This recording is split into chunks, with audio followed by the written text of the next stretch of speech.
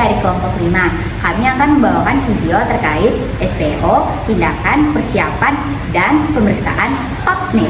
Nah, sebelum kita masuk ke video, perkenalan dulu yuk sama kelompok kami. Let's go! Saya Chandra Yudhistira. Saya Adinda dan Fadila. Halo, saya Tiwi. Halo, saya Dwi Siska. Halo, saya Elviadi. Halo, saya Fauzia Nularisa. Halo, saya dari kelompok 5.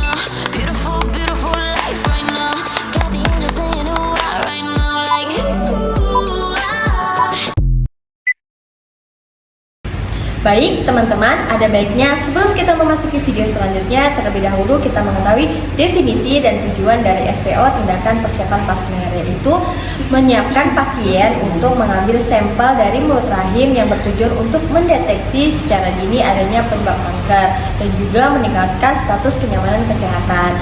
Selanjutnya, diagnosa keperawatan yang biasanya ada yaitu defisit perawatan diri, risiko infeksi, dan juga gangguan rasa nyaman. Untuk keluaran keperawatan sendiri ada perawatan diri meningkat, tingkat infeksi menurun, dan juga status kenyamanan meningkat. Selanjutnya, mari kita bahas alat-alat di video berikutnya.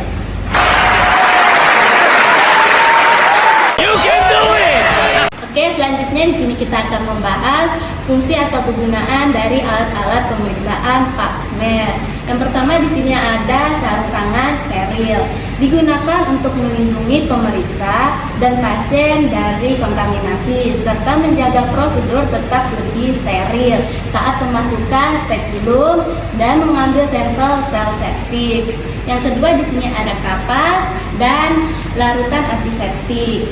Kapas digunakan untuk membersihkan area vulva dari kotoran atau cairan sebelum pemasukan spekulum, dan larutan antiseptik membantu mengurangi jumlah kuman sehingga prosedur lebih aman. Kemudian ada alat yang ketiga yaitu spekulum atau biasa disebut dengan cosor bebek. Nah, di sini teman-teman bisa melihat contoh alatnya. Spekulum ini merupakan alat utama yang digunakan untuk membuka rongga vagina agar si pemeriksa dapat melihat bagian serviks lebih jelas. Kemudian spekulum ini juga berfungsi untuk mempertahankan rongga vagina agar selama pengambilan sampel itu dapat terlihat dengan jelas serviksnya. Kemudian ada alat yang keempat yaitu adalah penjepit khas atau penjepit kapas. Ini digunakan untuk mengambil kapas yang sudah diberikan antiseptik saat melakukan pembersihan pada serviks atau vagina sebelum melakukan pengambilan sampel. Baiklah, kita masuk ke peralatan berikutnya, yaitu peralatan kelima dan keenam. Untuk peralatan yang kelima yaitu ada spatula, di mana spatula ini digunakan sebagai alat untuk mengambil sampel sel pada bagian ektoservix atau di bagian luar mulut rahim. Untuk bentuk spatula ini sendiri itu sudah dirancang menyesuaikan dengan bentuk serviks sehingga sel dapat diambil dengan merata. Selanjutnya itu ada kaca objek yang telah diberikan alkohol 90%. Kaca objek ini berfungsi sebagai tempat mengoleskan sampel sel hasil swab. Sedangkan untuk alkohol 90% sendiri itu berfungsi sebagai fiktatif untuk mempertahankan bentuk sel agar tidak rusak sebelum dilakukan pewarnaan di ruangan laboratorium. Selanjutnya alat yang ketujuh dan kedelapan. Nah, di sini alat yang ketujuh adalah wadah transport untuk sediaan kotak plastik atau kontainer. Nah, seperti ini. Nah, khusus untuk membawa kaca objek ke laboratorium agar tidak terkontaminasi, tidak pecah, dan tetap steril selama proses transportasi.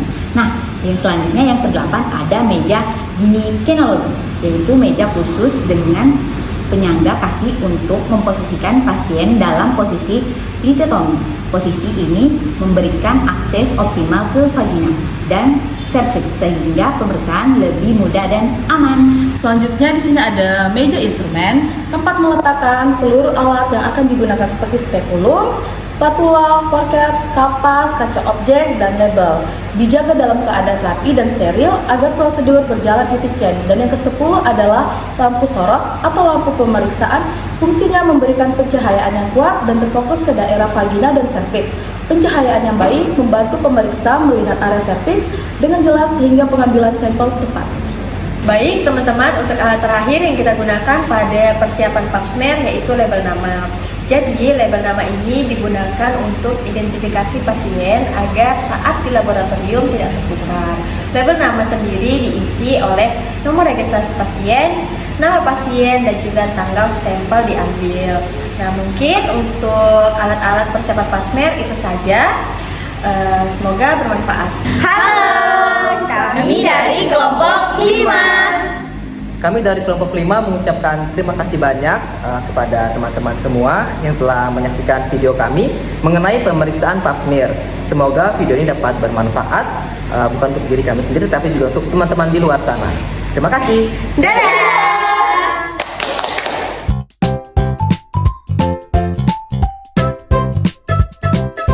Behind the scene. Ya, ada alat yang ketiga yaitu spekulum atau yang biasa disebut dengan cocok. Nggak usah pakai cocok bebek tuh. Selanjutnya kita akan membahas. Kok membahas sih? Empat, mengoreskan. Kenapa udah ambil kacanya? Iya. Status kenyamanan kesehatan. Lalu ada pun diagnosa itu label nama. Label nama ini untuk digunakan untuk Oke. Oke. Oke terus nih. Oke.